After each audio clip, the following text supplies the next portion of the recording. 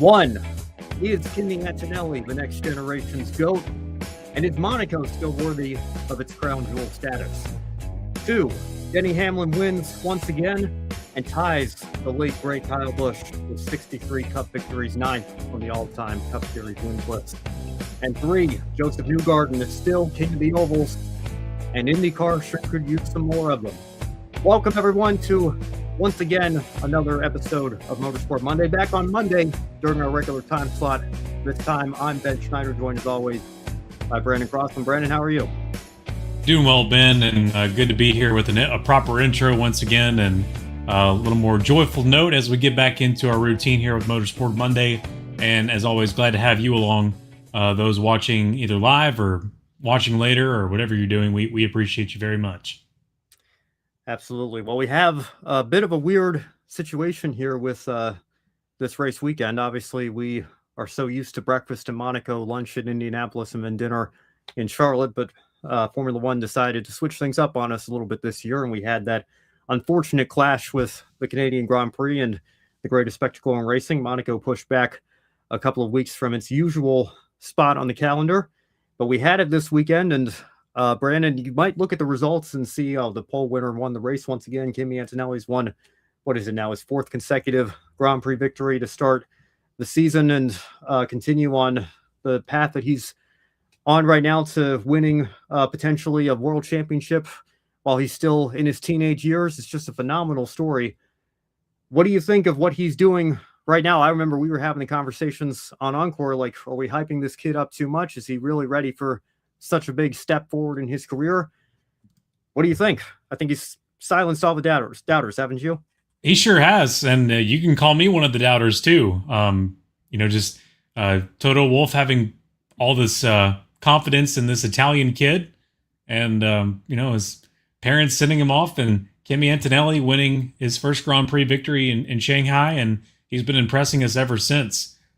Just what a talent there, and Mercedes, they're back on top again. It's like the changing of the guard again. It feels like the Lewis Hamilton story all over again. Really thought George Russell might be able to keep him at least with a little more parity, but it really hasn't been the case so far. Kimi Antonelli, I think we said fourth Grand Prix victory, and I misspoke. Actually, it was his fifth victory in 6 races this year. Of course, he finished second in Australia, and he's won every race since. Right then, but 156 points atop the driver's standings, and with that huge gap over Lewis Hamilton and Isaac Hadjar rounding out the podium for Monaco. But of course, Monaco, we'll get to that later. It's a little more of a processional these days with how the cars operate. But yeah, Kimi Antonelli, he's surprised me, and I always get a lot of talk from our accountant at the station. She's a diehard Formula One fan, and I think she watches a lot because of her son. And I think she spoiled the first or the second Kimi Antonelli victory for me before I ever got to actually watching it. She's like, "Did you see Kimi Antonelli?" And I was like, "I haven't seen it yet." She's like, "Oh, I'm sorry." But she talks a bunch about Kimi Antonelli, and she was telling me today after this win here for Monaco, she was like, and you think about Max Verstappen, I think this is her talking. She's like, "I think Max Verstappen's going to quit." And I was like, "I think you're right." I mean, the way things are going, and where his interests are in other places in the sports car world and whatnot, it would not surprise me in the slightest if we had Max Verstappen leave at the close of 2026, if not even earlier.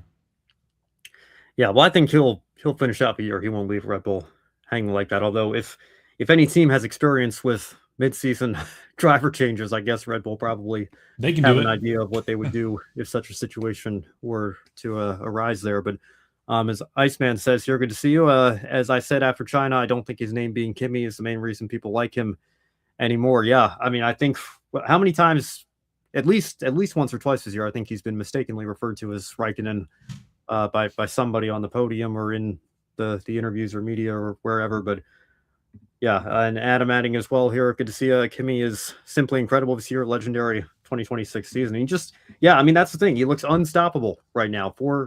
Excuse me, see, I did it again. The timing of the calendar is really throw me off with both I'm thinking Monaco should be ahead of Canada. I think that's what it is. And we also had the layoff and break in there, but it's 5 victories in a row, 6 races into the season, and his one lone non-victory was a second place finish. How disappointing for him. But as you mentioned, Brandon, he got 156 points right now. How about Lewis Hamilton up in second? That's a big deal, I think, for just somebody who didn't have a podium all of last year with Ferrari. Now he's got 3 in the last 5 races, 2 straight runner-up finishes. Wouldn't surprise me if he maybe sneaks through to get a win this year. If Mercedes has some unreliability strike both of their cars, he might be the next best position to do that.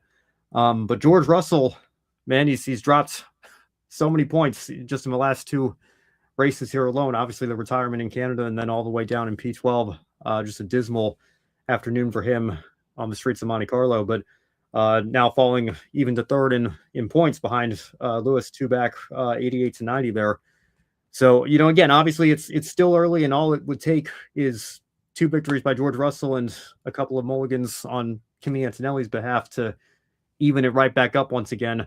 Still very much possible. We don't want to go crowning him world champion here just yet or anything, but he is certainly on a trajectory where you can absolutely say that that's going to be a possibility by the end of the year. And again, it has amazed me just how quickly he has become a championship contender and lived up to the hype and expectations. Everybody knew that there was a lot of potential in this kid, but and again, I'll just say, I'll admit right there with you, Brandon, we were wondering in F2, like, he's running middle of the pack. Can we at least let him stand on the F2 podium before we crown him the next coming of Senna or Schumacher or Hamilton or any of these greats? And he has certainly, again, as much as you can, still in your teenage years, with, hopefully many, many years ahead of him in his career to accomplish even greater things than he's already accomplished this year or will accomplish for the rest of the season.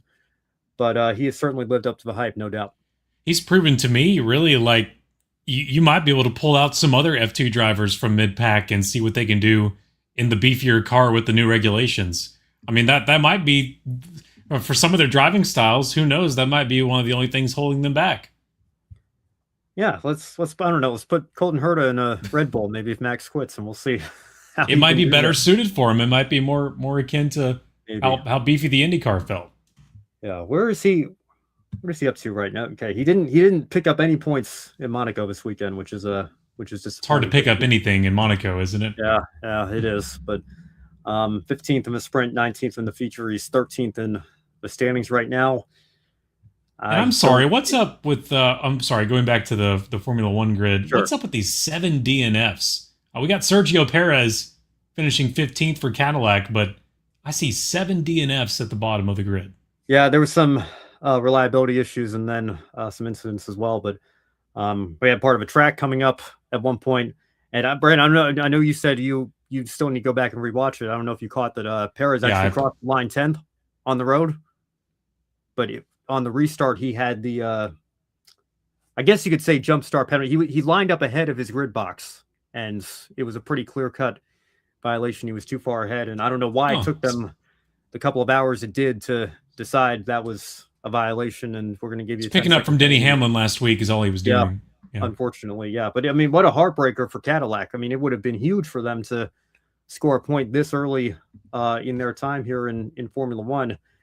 And if I can pull up the standings, the really bad thing about it for Cadillac is who that promoted up into the points, and that would be Fernando Alonso. So that's Aston Martin's first point of the season. Audi picked up 2 points with a 9th place finish by Gabriel Bortoleto in Australia.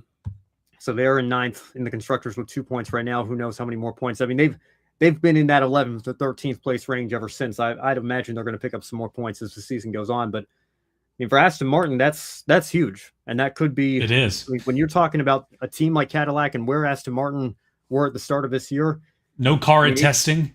Yeah, and the fact that you've got to beat 12 cars now to score a point. You used to only have to beat 10. Now you've got to beat 12 cars to get in the top 10 and score points. So points are a little bit harder to come by, especially for a new team like Cadillac. That could be a massive difference in a moment that we look back and say this was the opportunity that Cadillac had right here, and they crossed the line ahead on the road, but the penalty moved them back, which is very unfortunate. But if it's any indication, at least maybe if there's another race with high attrition later this year, they might be well positioned to steal a point away in the coming months later this season. But let's talk about Monaco a little bit, because I think this is a race that often gets a lot of criticism for. I mean, this year, I mean, I put it in one of our group chats, obviously, as well. I think you mentioned, Brandon, the amount of retirements that we had and the chaos and the red flag, and don't let the victory by Kimi Antonelli tell you the whole story. I mean, he had to go through quite a bit of uncertainty to get that done, but there's still hardly any on-track overtaking. It really is just a procession. All the excitement, for me at least, for Monaco comes on Saturday when you see, these now massive Formula One cars going through the tight streets of Monaco so quickly, in inches, if that, maybe even millimeters is probably the better word to use, away from the barriers and millimeters away from disaster. That's a spectacle. The race itself, not so much. So what do you think should or can be done, Brandon, to try to improve the on-track product for the Monaco Grand Prix? Or is it something where maybe there isn't a solution and this race is living off of its prestige and tradition and history and qualifying on Saturday to justify its place on the calendar? Ben, I can't get to this kind of topic without thinking of our former colleague Joshua Birch. Every single year, I can't help but I can hear him right here. He is screaming about how this race has lost all of its luster, it's lost all of its prestige, and it was kind of like the next step, wasn't it, to push it away from being in the on Memorial Day weekend, where we can enjoy it as the big three, the biggest day in motorsports as it is, right? Kind of sweeping it over and letting Canada fill that spot, which Canada honestly put on a better race than what you're going to get at Monaco, but the history, the prestige of Monaco, the stage, and as you mentioned, it just the greatest spectacle of it now is the qualifying laps and seeing drivers hot lap the place. And but yeah, now the problem, just as it was when we started doing our show on grid several years ago, and even now, is the same. And Joshua Birch would bring it up every time. It's these cars are still too dang wide, and the way too long, and they've shortened it, but still the fact remains that it's still not short enough. It's not as compact as it was before, to work around a place like Monaco, and unfortunately, its better races are in the past. The only way you could fix it, and I think Joshua may have brought up this solution before, would be to, okay, on this one race, we're going to change the cars you drive. We're just going to bring in Skip Barber cars or something. I don't know, little Formula Fords, and you're just going to have like make it like the all-star race of Formula One, but you get spec cars, completely different.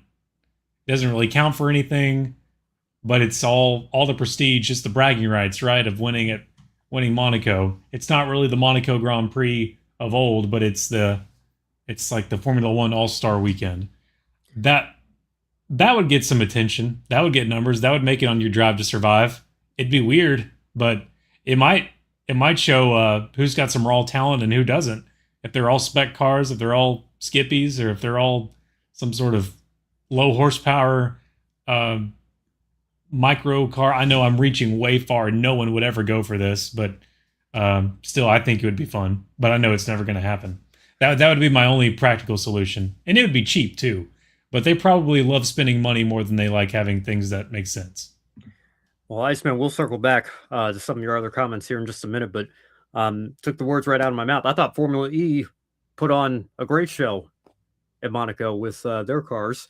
Yeah. And I mean, there's the classic cars as well. I don't know. I mean, certainly, I mean, we can put some modern safety advancements into, the track, obviously, and those classic cars, but I think that would have to be a concern probably as well for some of the drivers. But for obvious I mean, reasons. These are all overarching, ideas that probably have some logistical hurdles that would simply be too high to be able to clear here. But Iceman also says they've said these new regulations are similar to F2. Stroll and Leclerc were victims of a track issues, and Perez brought it up earlier in the race via telling his race engineer his reaction was similar to Vettel during Belgium qualifying 2021. And then adding, if I had a nickel for every time Honda scored their first points with an F1 team at Monaco, I see your follow-up comment here. In the 21st century, I'd have 2 nickels, McLaren 15, Aston 26, which isn't a lot, but it's weird. But it's happened twice. Well, yeah, there you go. I remember that was right around the time I was starting to get into F1 there. And yeah, just hearing about what was going on at McLaren and certainly how far they've come. Obviously, it's not been the starts of the season that they would have liked off of the Constructors' Championship in 24, and then both championships last year with Lando Norris as well. But they're still doing a lot better than they were in 2015. That's for certain there. So, and Fernando Alonso in the middle of both of those situations as well. How do you like that? So, history, I guess, repeats itself in that sense, as it does for Ferrari. I mean, my heart goes out to Charles Leclerc. I mean, what does Ferrari have to do to catch a break here? I mean, it's just absolutely incredible when you look at everything that could have gone wrong for him this weekend did go wrong, and maybe had a car that could have qualified on pole, was showing speed in practice, showing speed in Q1, Q2, and then qualifies only 4th.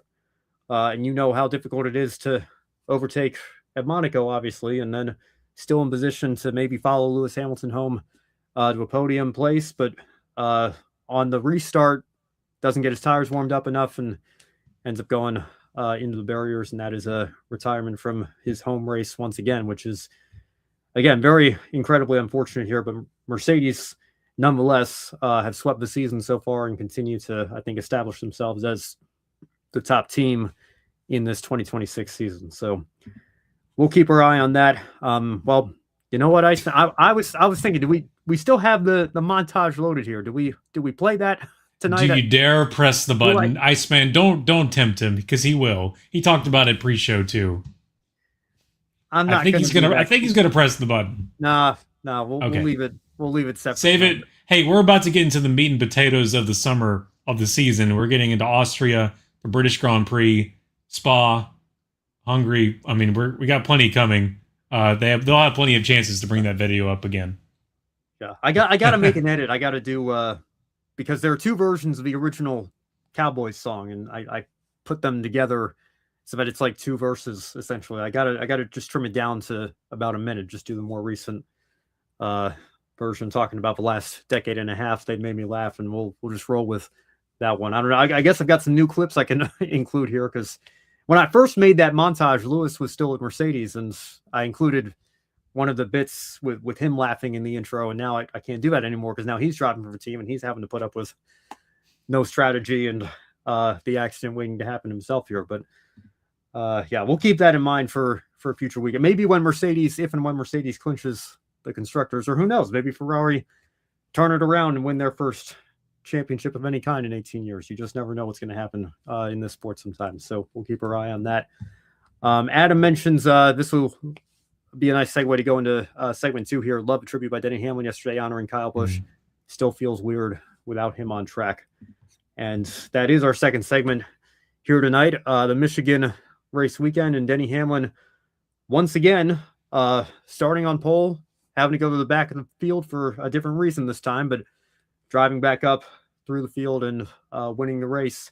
And Brandon, what I thought was an incredibly classy tribute to him, making the number 18 out of the 1 font from his Joe Gibbs Racing number, and obviously the 8 from his Richard Childress Racing number. What did you make of Denny Hamlin's performance? And a touching tribute, reminiscent of when Jeff Gordon tied Dale Earnhardt with 76 wins at Phoenix, and they brought the number 3 flag out for him. That's exactly where I was going to go, Ben. It's pretty history as a way of mirroring itself, repeating itself, as George Lucas so eloquently put it. These movies, they rhyme. We've seen this before, but Phoenix in 2009. But yes, it was a beautiful tribute. Did not expect the logo, of a 1 and an 8 to be put together like that, but Denny Hamlin and the folks that back him there with Joe Gibbs, they've been good at coming up with logo designs and things like that before, like the uh, whatever his playoff slogan was a year ago or something with the 11 in it and stuff. They kind of had that stuff ready to go to reveal at a race. But yeah, this was something they had to have waiting for whenever he got to 63, and now 9th all time, right up there with Kyle Busch, and just paying homage to his former teammate and his friend, and going from one end of that racetrack to the other. Screaming sold out grandstands there at Michigan International Speedway. It was hard not to love, and just destroying the rear tires off that number 11 machine. Yeah, very classy tribute. I'm sorry, I'm trying to pull up. Just remembered one of the tweets that I want to share, but I didn't have a graphic ready for tonight. But we'll get to that here in just a moment. Adam mentioning nice to see Truex on the Prime broadcast. That's certainly. I said 2009. I'm sorry. Yeah, that's all right. We knew what you meant. Yeah, Gordon obviously 07, but Mark Martin, that was his first win in a while. That was another popular win for sure.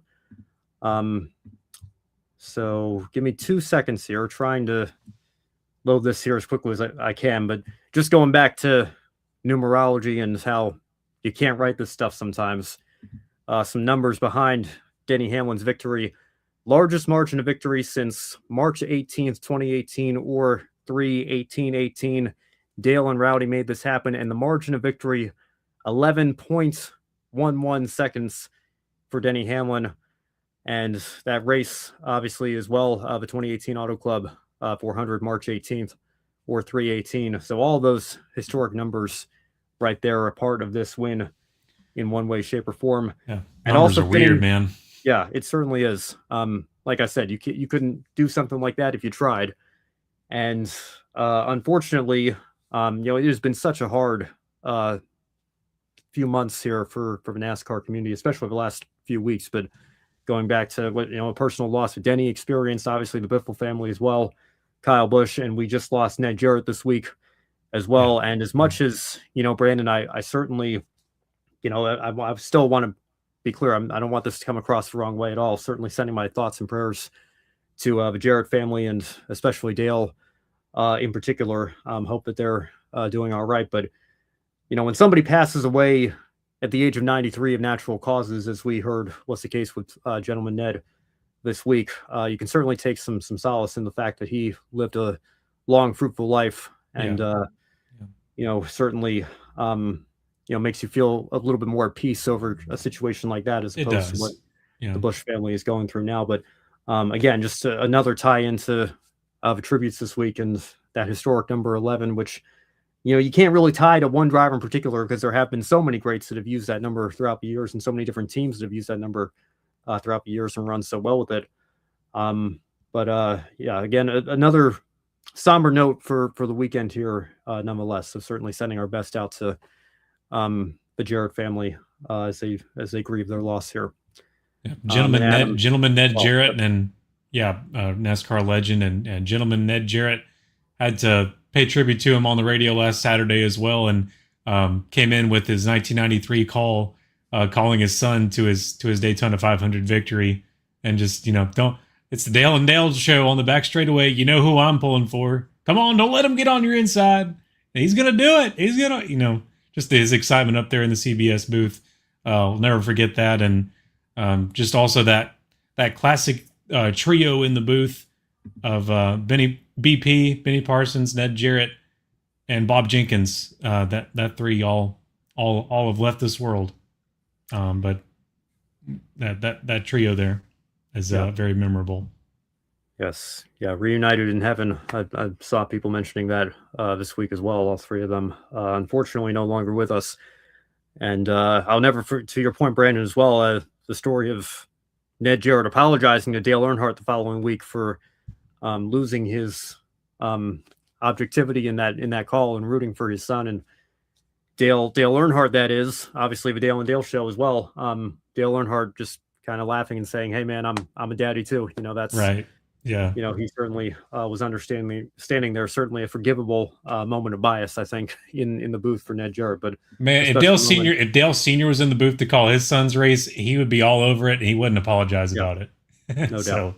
I mean, Yes. An Iceman adding here as well. Ned Jarrett is the guy who drivers turned announcers aspire to be. Ned's influence played a role in myself taking up race announcing. Well, there you go. That's cool to see as well. I don't want to plug too much here, but I do want to say if you're subscribed to my editor-in-chief, Brock Beard's YouTube channel, he just posted the full interview from 2016. He got the chance to speak with Ned Jarrett over the phone about some things for the J.D. McDuffie book that he released a couple of years later. And that full interview is now available on his channel if you want to check it out. I still need to, I got some advanced access to it. And unfortunately, I only was able to listen to the first 5 minutes. Been very busy the last couple of days trying to get caught up on things, but certainly go check that out and go check out the JD book as well. That was certainly very well written. Obviously, I'm a little biased being somebody who writes with Brock.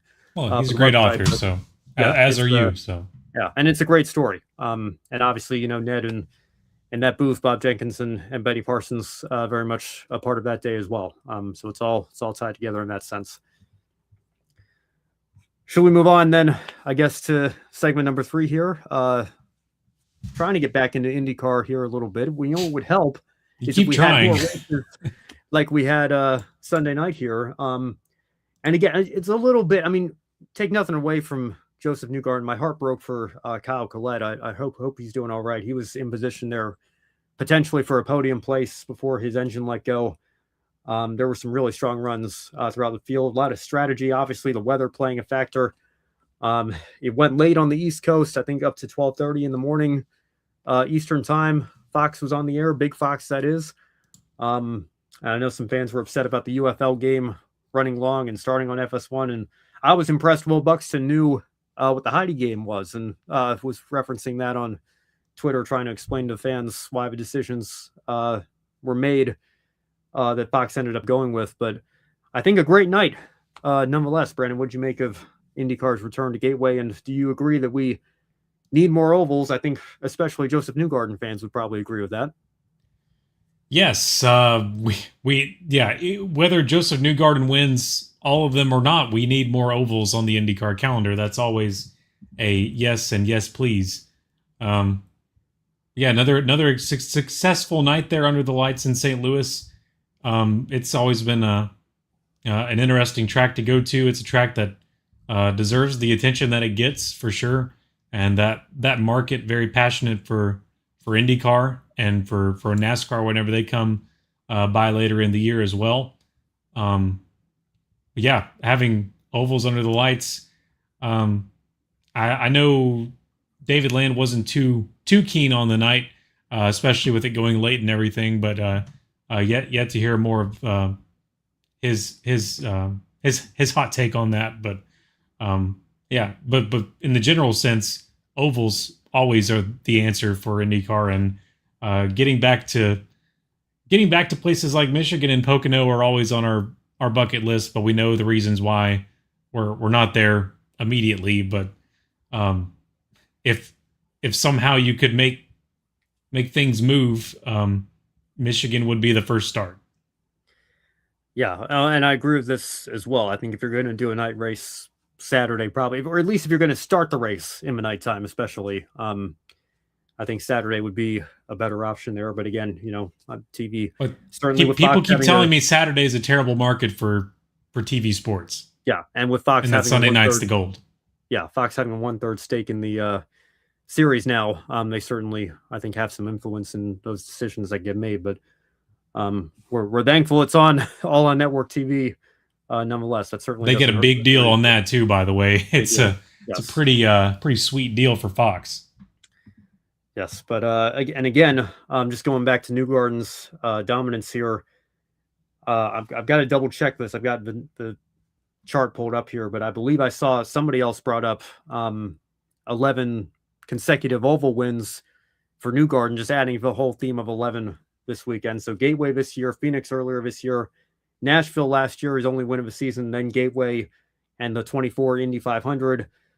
Then the 2 Iowa races, the 23 Indy 500, Texas in 23, Gateway in 22, and Iowa in 22. Those are his last 11 IndyCar Series victories, you have to go all the way back to Road America in 22 for his last victory on a road or street course.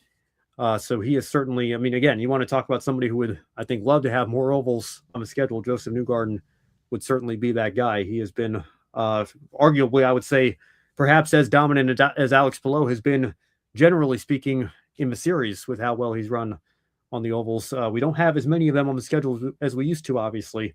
But when those opportunities come up, he's got them circled on his calendar, no doubt. I got to shout out someone else as well when you talk about ovals, and he just got a contract extension with Ed Carpenter Racing. That's Christian Rasmussen, starting 19th and finishing on the podium here at Gateway. And you talk about a mean menace on ovals. Christian Rasmussen's been the name that's been jumped around a bunch, especially the past couple of years. Yeah, Marcus Ericsson as well, runner-up finish, led the most laps. Looked like he might have a shot at taking the win, and it has not been the start to his Andretti career, but he would have liked. He's largely struggled outside of a runner-up finish at Detroit since he joined that team, but good to see him running well. I think he's a great ambassador for the sport, and it'd be better if he could start having some strong runs, and it looks like maybe that team is starting to turn a corner a little bit this season here. So yeah, congratulations to him as well, and to Josef Newgarden on yet another win in the IndyCar Series. And we'll talk a little bit about the Indy Next race that preceded it here as we get into kind of just shooting the breeze a little bit on some other topics. But Brandon, before we do, I don't know if you have any final memories you want to share of Ned Jarrett. I had a feeling this would probably come up during our second segment here, but wanted to make sure we didn't forget it either way. Do you have any final thoughts on Gentleman Ned?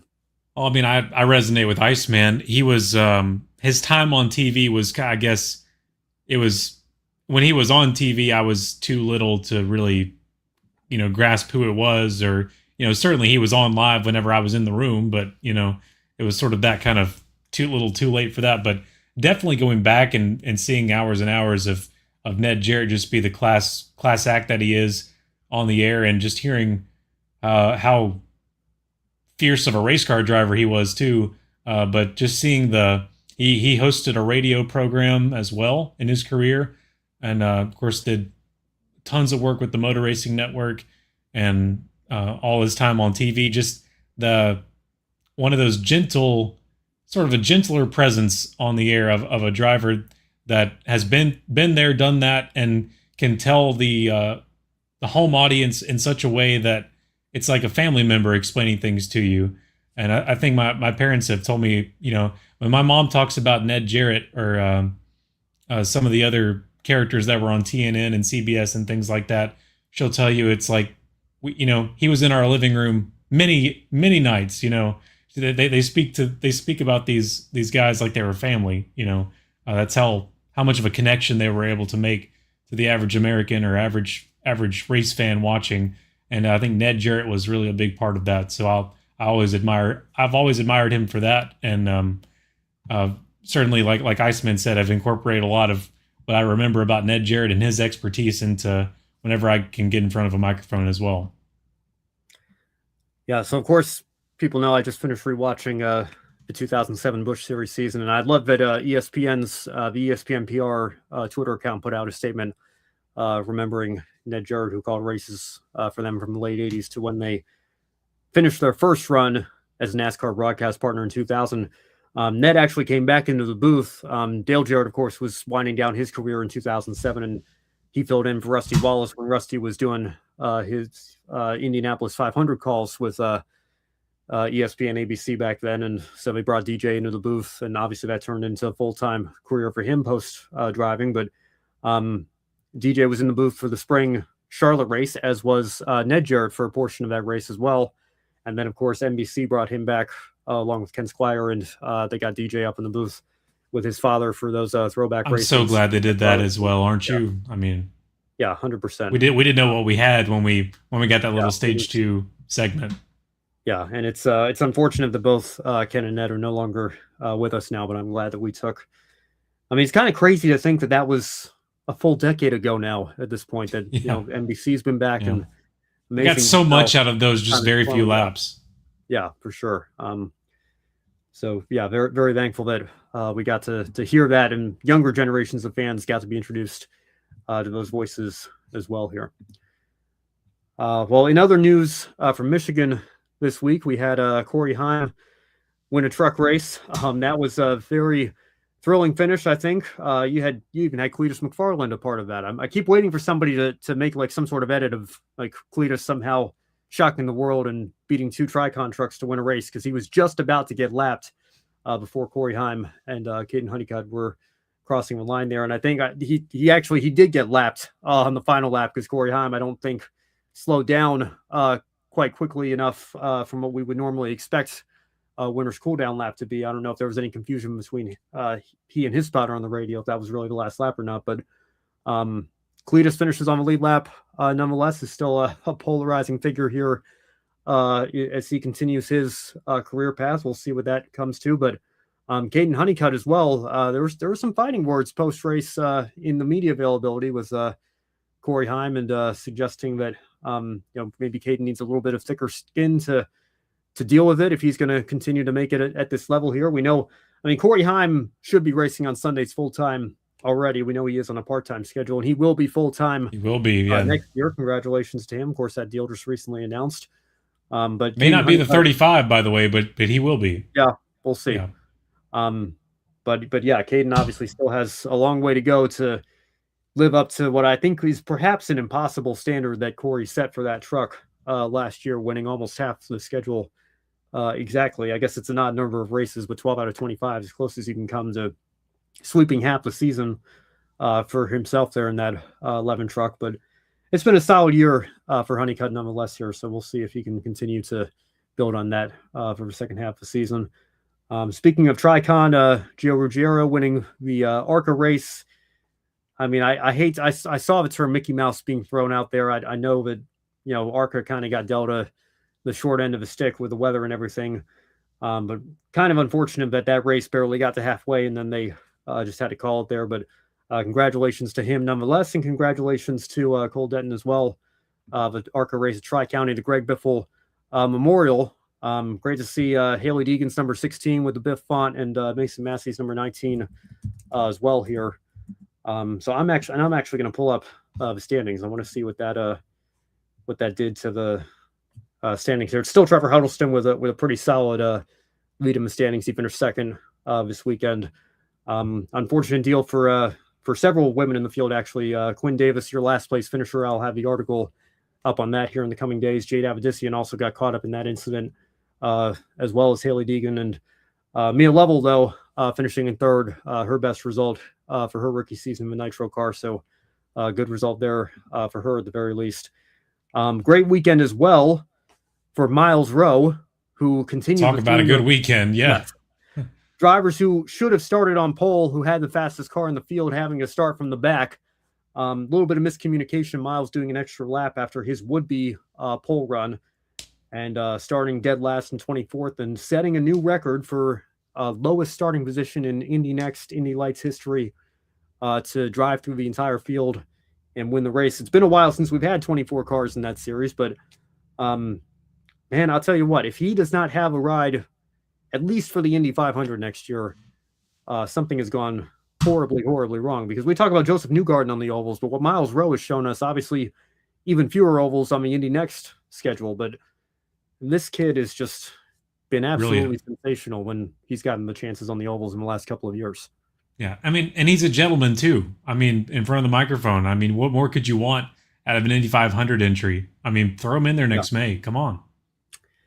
Yeah, absolutely. And still, again, he's only like 26 or 27 years old as well. I think I'll double check it right here. I thought he was 25. I don't mean to throw you on the spot, but yeah, born in 01, if I remember.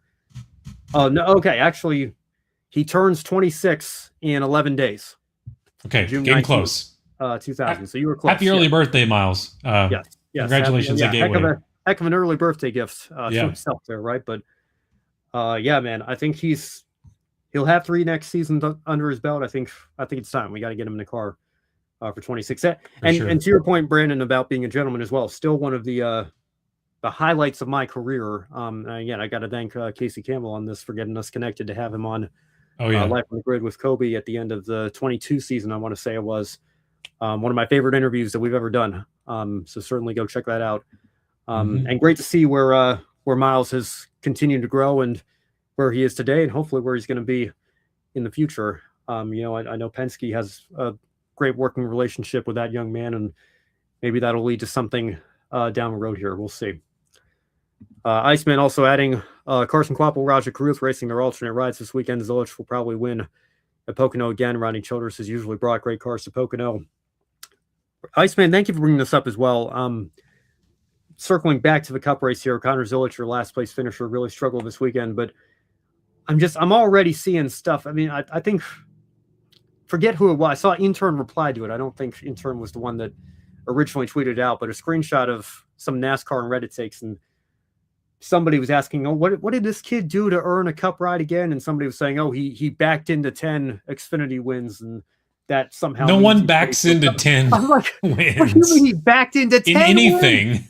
What do you mean backed into 10 wins? Just do you not hear yourself or feel your fingers typing like everybody's so tough behind a keyboard. Like you just have such impossibly high standards. We need to give certainly, especially our young rookies, more time and give Trackhouse some time to bounce back a little bit. Because, I mean, you look past SVG, it has been a rough year for Ross Chastain as well. Their cars aren't up to where they would like to be either. It's going better for the one they parted ways with. Daniel Suarez is winning the Coke 600, and he's pretty up in the field in Michigan. Yeah, I can't. We're not even halfway through the Cup season yet. We're already saying, Connor Zilich is a bust. He wasn't ready. He should. If they were still, if Black Flags Matter was still around making NASCAR busts, there might already be a Connor Zilich ready to go. Saying his average finish and his, how many top fives he doesn't have, and this and that. I will. I'll refrain from not going to go there. I'll be nice, but I think I would hope even Darian would be smart enough to not jump the gun that much. I think you'd be smart enough not to do that too. Let's see what else Iceman has here. O'Reilly trucks 2/3 of the way through their respective regular seasons. Both drivers and owners championship cut lines under a blanket. Nick Sanchez back this weekend as well. Also in-season challenge seating based off the top 32 in points after Coronado. If Kyle remember the in-season challenge? Yeah, Ty Dillon, remember TNT, it's coming. Yeah, Ty Dillon. You want to talk about the Dale and Dale show? How about the Ty and Ty show last year with Ty Gibbs and the Ty Dillon in Indianapolis? So looking for a rematch. Let's go. Yeah, I think I hope somebody can do that again this year, because I think that got a lot more attention than it would have if you didn't have the Cinderella run with Ty Dillon. Yeah, it was compelling. I give it that. It was compelling. Yes, and again, and you know what? I'm glad you brought this up too. If Kyle Busch wasn't taken off the standings, he'd still be in the top 32. KFB still being a badass. Brandon, what are your thoughts on that? Because I think thankfully it's not a precedent that we've had to deal with recently. But Dale Earnhardt was still a part of a 2001 standings. Alan Kawicki and Davey Allison the same way in 1993. I understand why they did it, but I just don't agree with it. And I feel like, for me personally, taking him off the standings entirely, it's more disrespectful, isn't it? Well, I don't know. I don't know if I'd say disrespectful, because I think it's coming from, I think it's well intentioned. Sure. I think it has to be. It would hurt fans to see him slipping in the standings every week, unable to add to his points tally. But as much as that would hurt, I think for me, seeing him removed entirely hurts a little bit more. I don't like that they removed him completely.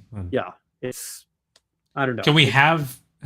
It's all arbitrary, but can we have his position in the standings, but on the bottom of the list every week as a memorial? Yeah, but still, it's arbitrary and it doesn't matter. But yeah, well, and again, it's like Iceman obviously, just as I always do, trying to keep tabs on the owner's standings, and we now have a situation where RCR had already brought out that 33 car part-time, and so you have now what's listed as the 133, because now I was always, as a kid, I'd always wonder, like, well, where's the one on the car in real life? This is a team that has a 3-digit number.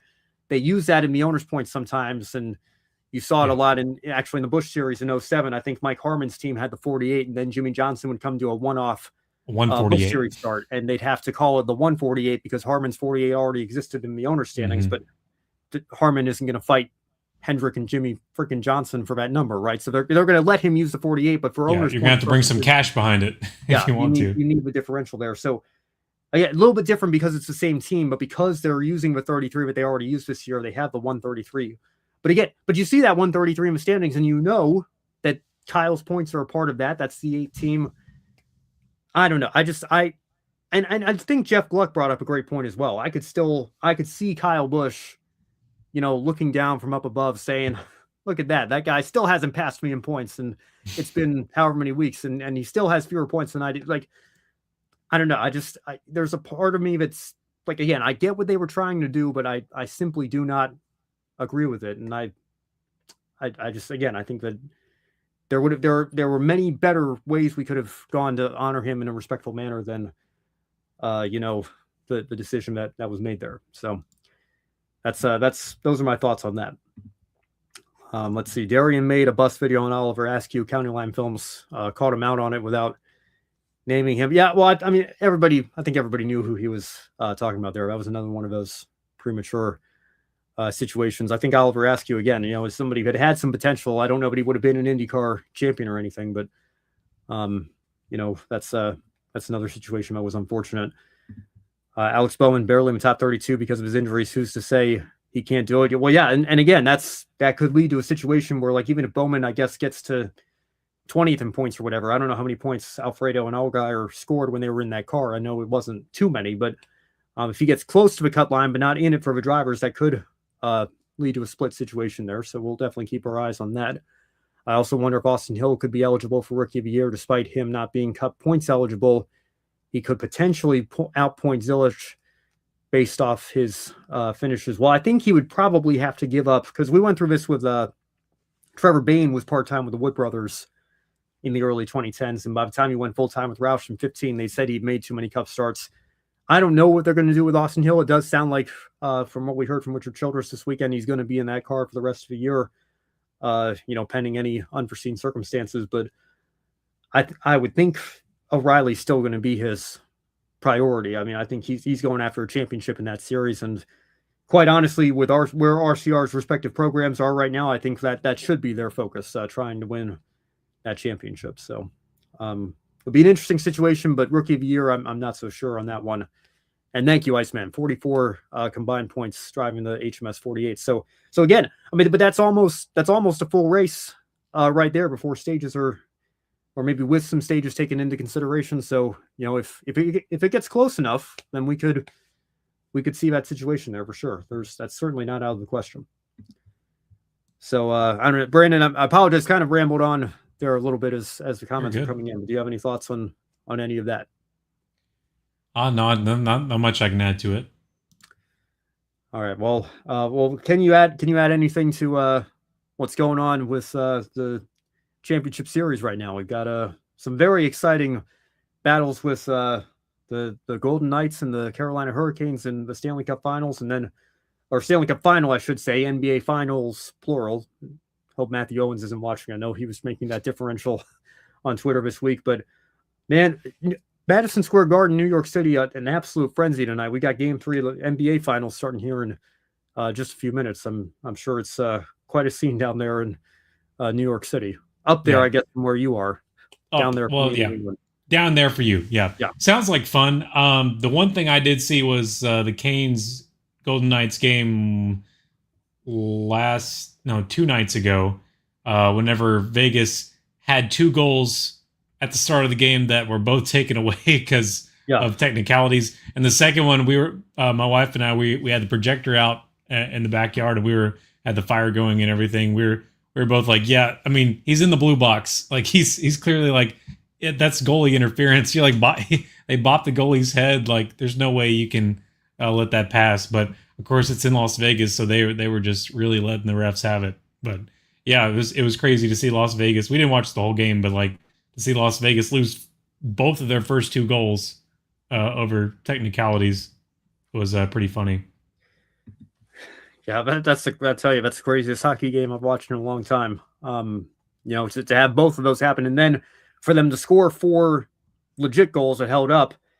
And you're thinking this game is over. We had Kobe in the grid chat saying, I'm turning this off, and then his Carolina Hurricanes come back and they score 3 goals in like 30 seconds. And then they get their fourth at the end with, they had a power play and they had pulled, I guess it was 6-on-4 technically because they had the empty net at that point. And hockey does be like that sometimes. Yes, it does. And fortunate for Vegas, unfortunate for Carolina that they couldn't complete the comeback. And we had to sit through a whole, I shouldn't say we had to, we got to sit through a whole overtime and then a double overtime situation with Vegas eventually ending it there. But yeah, man, great final series we've got going here. Maybe not as much if you're a San Antonio Spurs fan, and we'll see if New York can keep the momentum up tonight here on their home court. Like I said, I'm sure Madison Square Garden is going to be an absolute madhouse tonight with everything going on there. AJ Brown is also a Patriot.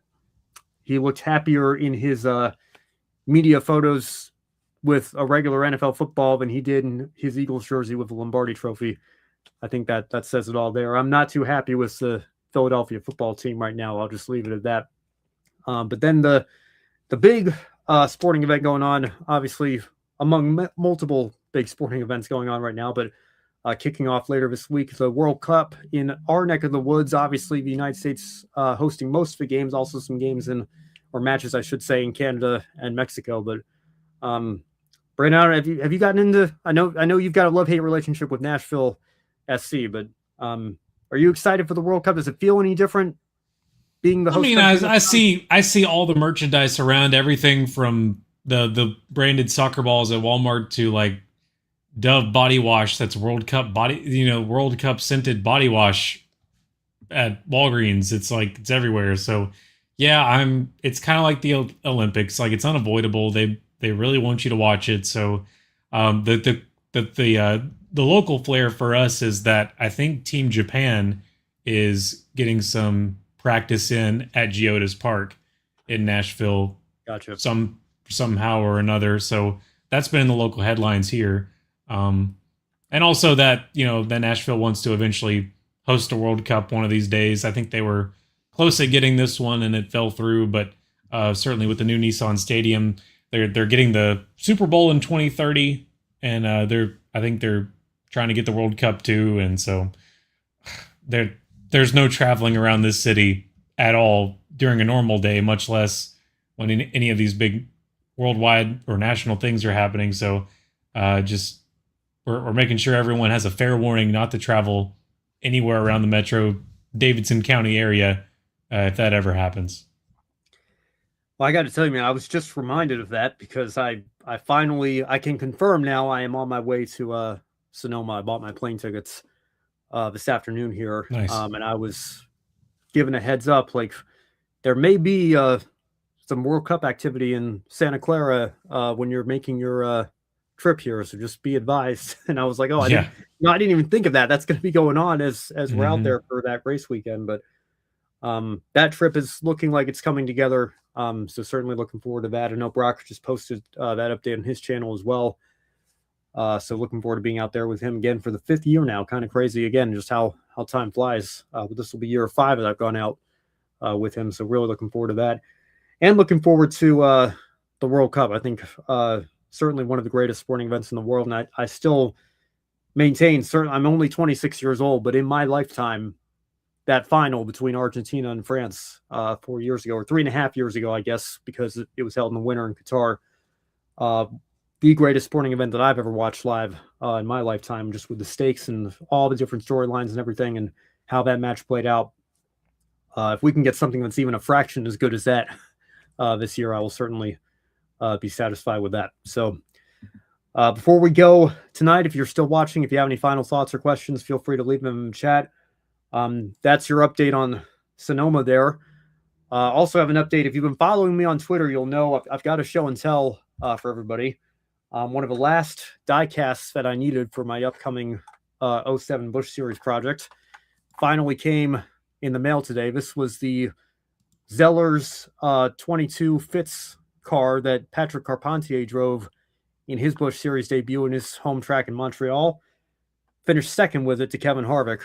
And very memorable race. If you remember, you had three burnouts going on because Kevin Harvick was doing his burnout because he won the race. Robbie Gordon insists, maybe insists to this day, even though Robbie certainly insisted for a while. I think had that banner hanging in his shop for a while, but he won that race, winning it on the road. So they were doing burnouts side by side. And then Patrick Carpentier was doing burnouts on his own because he was just giving the hometown fans a show and was excited that he had finished all the way up in second in his NASCAR Busch Series debut. So a lot happening there, but this was a weird situation. It was a Zeller's exclusive winner circle up in Canada. They didn't sell these in the United States, so it was hard to get in the U.S. back then. It's even harder now. So one finally came up on eBay with international shipping and jumped at the opportunity. So looking forward to using all of these as illustrations in the project. And like I said, the season rewatch is complete now. So just need to go back and comb through some J-Ski archives and see what storylines I may have missed that I need to plug into my script here, and then we can get to work. And I am excited about where the project currently stands. So looking forward to that, and stay tuned for further announcements on that in the coming weeks and months. Still trying to aim for a late summer release on that. Hopefully I can make some quick progress here and get that out for you guys. So with that, Brandon, do you have any final thoughts before we get on out of here for the evening? No, nothing else. Just thanks for watching tonight, and glad to get back into a more normal routine here with Motorsport Monday. Yeah, certainly looking forward to keeping up with a more regular schedule again here. Thank you all for joining us once again during our regular time slot. We're coming up on not quite a full hour here, so we'll see. Maybe we'll get there reading Iceman's last comment with our closing here. But Iceman says, my uncle was next door neighbors to Marcus Ambrose when Marcus ran NASCAR. I'll say that Robbie didn't deserve a penalty for what happened. That rewatch you did is going to be worth the wait. Yeah.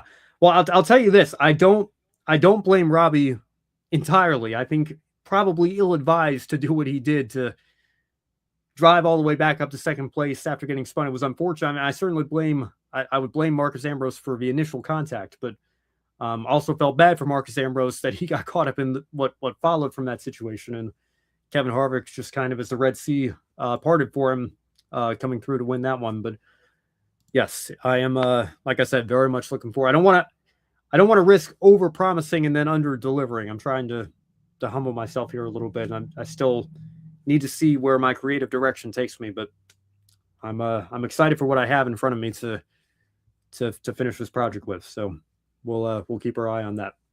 Can't wait for it. It's coming up. Got to be coming up here soon. Yes, probably could have repassed Marcus. Yeah, well, but again, even then, I'm not sure that would have counted because NASCAR told him to go back to 13th or 14th or whatever, and he certainly didn't do that even under the caution. But then they waved the green flag anyway. I'm getting ahead of myself. You're going to have to wait for the full story in whatever part that'll be. I think that's the beginning of part 4, the end of part 3. Forget exactly where that falls in the timeline, but you'll get your answers on that soon enough here. For Brandon Crossland, I'm Ben Schneider. Thank you so much for tuning in. We will see you next week right here on Motorsport Monday. Everybody have a great rest of your week. Take care.